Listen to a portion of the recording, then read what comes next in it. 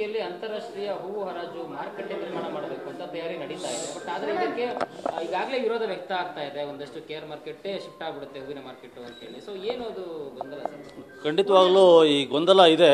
ಏನಂತಂದರೆ ಇವತ್ತು ಜಿಕೆವಿಕೆಯಲ್ಲಿ ಏನು ನಿರ್ಮಾಣ ಆಗ್ತಿರ್ತಕ್ಕಂಥ ಮಾರ್ಕೆಟ್ ಏನಿದೆ ಅದು ಪಾಲಿ ಹೌಸ್ಗಳಲ್ಲಿ ಬೆಳೆದಂಥ ಕಟ್ ಫ್ಲವರ್ಸ್ ಅಂತ ಕರಿತೀವಿ. ಅಂದರೆ ಡೆಕೋರೇಷನ್ ಪರ್ಪಸ್ಗೆ ದೇಶ ವಿದೇಶಗಳಿಗೆ ರಫ್ತಾಗ್ತಂಥ ಹೂವು. ಇವತ್ತು ಏನು KR ಮಾರ್ಕೆಟಲ್ಲಿ ಫುಟ್ಪಾತ್ ಮೇಲೆ ನಾವು ಮಾರ್ಕೆಟನ್ನು ಮಾಡ್ತಾಯಿದ್ದೀವಿ. ಆ ಹೂಕ್ಕೆ ಒಂದು ಸೂಚಿಸುವಂಥ ಮಾರ್ಕೆಟ್ ಇಲ್ಲ.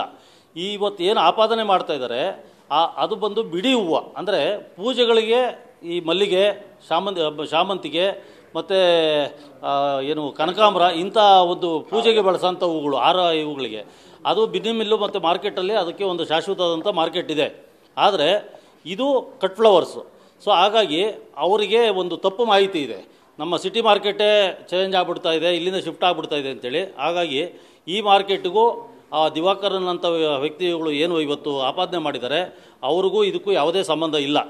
ಇದು ಕೋವಿಡ್ ಅಂತ ಮಹಾಮಾರಿ ಸಂದರ್ಭದಲ್ಲೂ ಸಹ ನಾವು ಏನು ಇವತ್ತು ನಮಗೆ ಒಂದು ರಕ್ಷಣೆ ಇಲ್ಲದಿರ್ತಕ್ಕಂಥ ಮಾರ್ಕೆಟ್ ಏನಿದೆ, ಫುಟ್ಪಾತ್ ಮೇಲೆ ಮಳೆ ಬಂದರೆ ಗಾಳಿ ಬಂದರೆ ಫ್ಲವರ್ಸು ಕೊಚ್ಕೊಂಡು ಹೋಗ್ತಾ ಇದೆ. ಹಾಗಾಗಿ ನಾವು ಮನವಿ ಮಾಡಿದಂಥ ಸಂದರ್ಭದಲ್ಲಿ ರಾಜ್ಯ ಸರ್ಕಾರ ಇವತ್ತು ಮನಗೊಂಡು ಇವತ್ತು ರಾಜ್ಯದ ಹೂ ಬೆಳೆಗಾರರು ಮತ್ತು ಮಾರಾಟಗಾರರ ಹಿತದೃಷ್ಟಿಯಿಂದ ಒಂದು ಮಹತ್ವವಾದಂಥ ಹೆಜ್ಜೆಯನ್ನು ಇಟ್ಟು ಒಂದು ಶಾಶ್ವತ ಮಾರ್ಕೆಟನ್ನು ಮಾಡ್ತಾ ಇದೆ. ಸರ್ಕಾರಕ್ಕೆ ರೈತರ ಪರವಾಗಿ ಮಾರಾಟಗಾರರ ಪರವಾಗಿ ನಾವು ಆಭಾರಿಯಾಗಿದ್ದೇವೆ. ಸುಮಾರು ಒಂದು 180ರಿಂದ 200 ಪರ್ಮನೆಂಟ್ ಶಾಪ್ ಬರ್ತದೆ. ಮತ್ತು ರೈತರುಗಳು ಬೆಳೆದಂಥ ಹೂಗಳೇನಿದೆ ಅವ್ರಿಗೆ ಯಾರಿಗೆ ಶಕ್ತಿ ಇರೋದಿಲ್ಲ ಮಂಡಿ ಮಾಡ್ಕೊಳ್ಳೋಂಥವ್ರು, ಅವರು ಇವತ್ತೇನು ಸಿಟಿ ಮಾರ್ಕೆಟಲ್ಲಿ ಮಾರಾಟ ಮಾಡ್ಕೊಂಡು ಹೋಗ್ತಾ ಇದ್ದಾರೆ ರಾತ್ರಿ ಬಂದು ಸುಮಾರು 12 ಗಂಟೆ 1 ಗಂಟೆಗೆ ಬಂದು ಬೆಳಗಿನ ಜಾವ. ಅದೇ ರೀತಿ ಒಂದು 180ರಿಂದ 200 ಜನ ರೈತರುಗಳು ನೇರವಾಗಿ ಬಂದು ಯಾವುದೇ ಕಮಿಷನ್ನು ಯಾರಿಗೂ ಏನೂ ಕೊಡದೆ ರೈತರು ಅಲ್ಲಿ ನೇರವಾಗಿ ಮಾರಾಟ ಮಾಡ್ಕೊಂಡು ಹೋಗ್ಬೋದು. ಈ ಥರ ಒಂದು ಒಳ್ಳೆಯ ವ್ಯವಸ್ಥೆಯನ್ನು ಸರ್ಕಾರ ಕೈಗೊಂಡಿದೆ.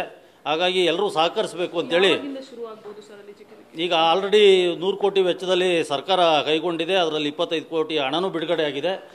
ಒಂದು ಈ ಪ್ರಾರಂಭದ ಹಂತದಲ್ಲಿದೆ. ಅದನ್ನು ಕೆಲವರು ಸ್ವಇಚ್ಛೆಯಿಂದ ಅವರ ಒಂದು ಕುತಂತ್ರದಿಂದ ಅವರಿಗೆ ವೈಯಕ್ತಿಕ ಲಾಭಗಳನ್ನ ಕೈ ತಪ್ಪುತ್ತೆ ಅಂತೇಳಿ ಈ ರೀತಿ ದಿಕ್ತಪ್ಪಿಸುವಂಥ ಒಂದು ಕೆಲಸವನ್ನು ಮಾಡ್ತಾ ಇದ್ದಾರೆ ಮಾಧ್ಯಮರು. ನಾನು ಅರವಿಂದ್ ಅಂತೇಳಿ ದಕ್ಷಿಣ ಭಾರತ ಹೂ ಬೆಳೆಗಾರರ ಸಂಘದ ಅಧ್ಯಕ್ಷನಾಗಿದ್ದೇನೆ. ದೊಡ್ಡಬಳ್ಳಾಪುರ ತಾಲೂಕು, ದೊಡ್ಡ ತುಮಕೂರು ಗ್ರಾಮ.